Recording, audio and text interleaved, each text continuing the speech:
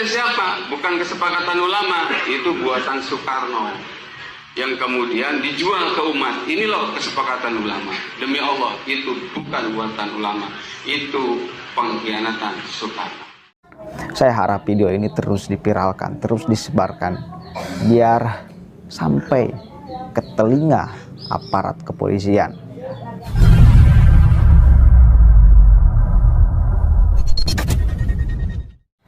Assalamualaikum warahmatullahi wabarakatuh. Hamdan syukran lillah amma ba'd. Sahabat Indonesia Plural yang saya hormati dan saya banggakan, 2 hari ke belakang itu saya mengadakan acara live streaming membahas tentang Ahmad Zain yang sudah dipolisikan, karena banyak sekali pernyataan-pernyataannya yang sangat luar biasa kurang ajar menurut saya. Dia adalah pentolan HTI yang sampai detik ini masih ngotot ingin mendirikan khilafah di Indonesia.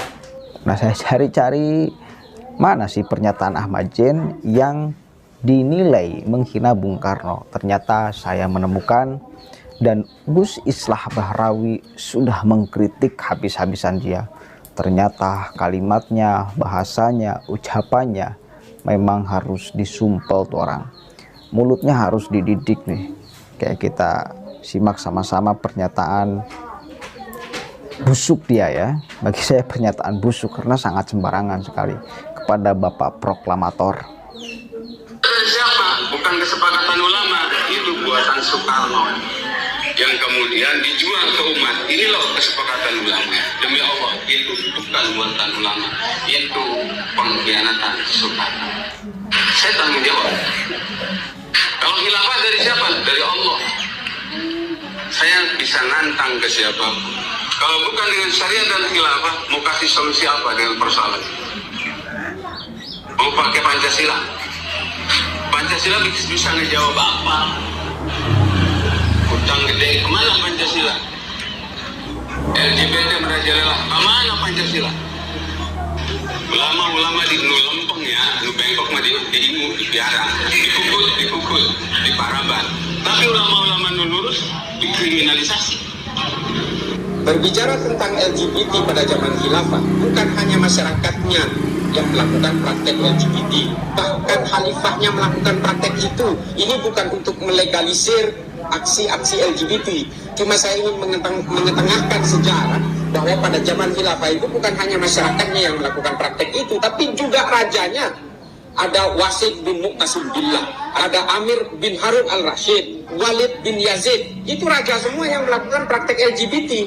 Bahkan ada salah satu penyair Islam yang bernama Abu Nuwas, yang kita kenal dengan Abu Nuwas, itu juga melakukan praktek LGBT, jangan salah. Artinya begini loh, jangan kemudian kejahatan-kejahatan manusia itu dihubungkan dengan sistem politik yang berlaku pada saat itu, termasuk juga hari ini dengan menyalahkan Pancasila.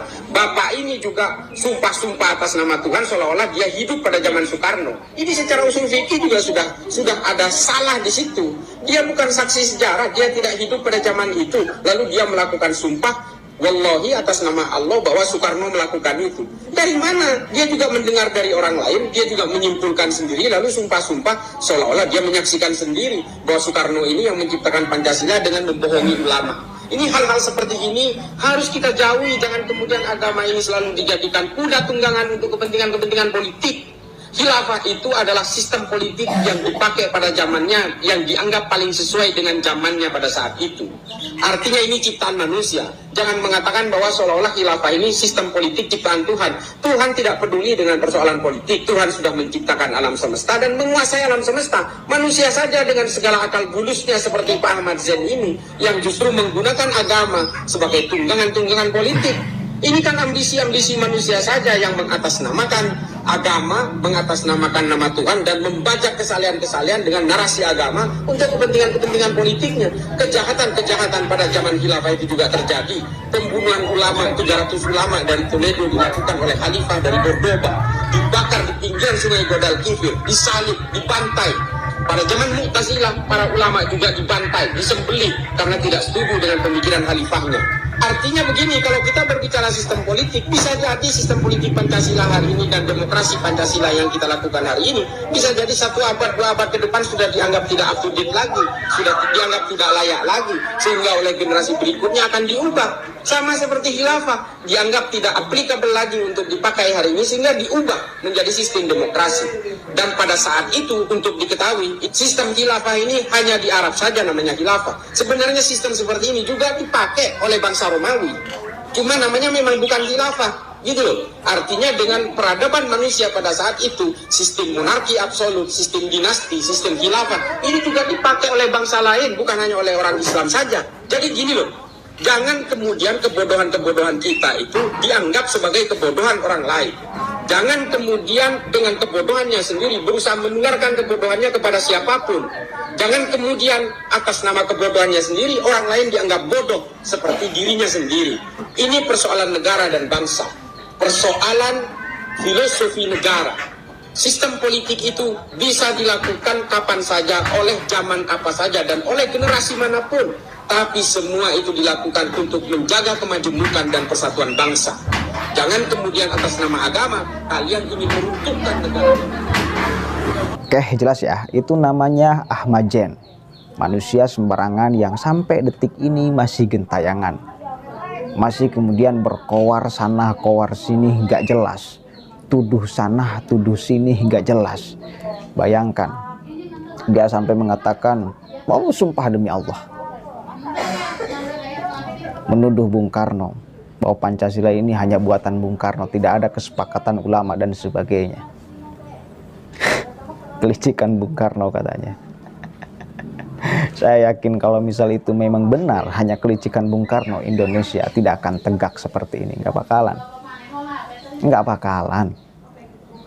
Kita harus yakinkan sama-sama bahwa Pancasila ini memang hasil rempuk sesepakatan semua orang, semua pihak, semua golongan, semua agama, semua suku yang ada di Indonesia. Bukan hanya kesepakatan satu orang, ya, bukan hanya hasil penentuan satu orang, bukan. Itu yang pertama. Kemudian yang kedua, saya kira orang-orang seperti Ahmad Zain ini sudah sangat layak sekali diproses ke jalur hukum, biar dia mempertanggungjawabkan setiap apa yang dia ucapkan. Saya harap video ini terus dipiralkan, terus disebarkan, biar sampai ke telinga aparat kepolisian. Akan seperti apa responnya, ya. Kalau memang Ahmad Zain katanya kan dia akan mempertanggungjawabkan setiap apa yang dia ucapkan. Dia mengatakan bahwa Bung Karno melakukan ABCD. Silahkan, saya harap untuk dia bisa membuktikan di pengadilan, biar sejarah ini tidak salah kaprah kalau benar yang dia ucapkan, ya. Kalau memang sekali lagi yang dia ucapkan. Tetapi kalau apa yang dia ucapkan adalah dusta, hanya untuk menarik simpati kelompok mereka saja, maka saya kira sangat layak sekali dia dihukum seberat-beratnya. Karena sudah sangat jelas sekali menghina Bapak Proklamator Indonesia. Dia sangat tidak bersyukur Indonesia merdeka, ya, nggak bersyukur dia. Layak diproses, ya, sangat layak diproses. Dan dia sudah dilaporkan oleh aparat kepolisian karena ucapannya yang itu, ya, oleh PDI Perjuangan. Kita lihat aja proses hukumnya nanti akan seperti apa. Yang jelas di ucapannya di depan orang yang mendukungnya, di atas mimbar dia mengatakan akan bertanggung jawab terhadap apa yang dia ucapkan. Kita lihat aja nanti dia akan bertanggung jawab gak, atau akan ngeles sana ngeles sini, tuduh sana tuduh sini, kriminalisasi ulama dan sebagainya nanti ketika dia diproses secara hukum. Ini harus cepatnya. Sekali lagi viralkan video ini biar cepatnya dia ditanggapi, dia ditangkap, dimintai keterangan, diproses di pengadilan, biar lebih jelas semuanya siapa yang keliru di sini, siapa yang berdusta di sini, siapa yang berbohong di sini, siapa yang bejat di sini. Assalamualaikum warahmatullahi wabarakatuh.